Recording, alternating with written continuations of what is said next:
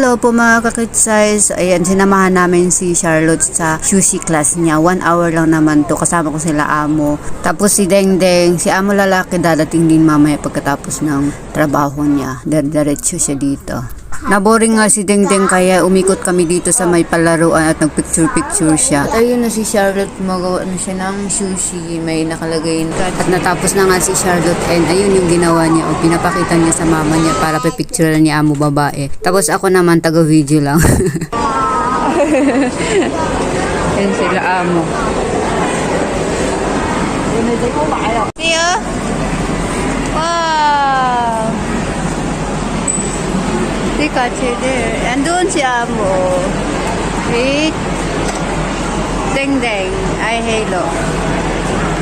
Yan, pipicturean lang ni amo and then iuwi ni Charlotte, kakainin din niya sa bahay. Dito nga pala kami sa City Walk sa Chunwan.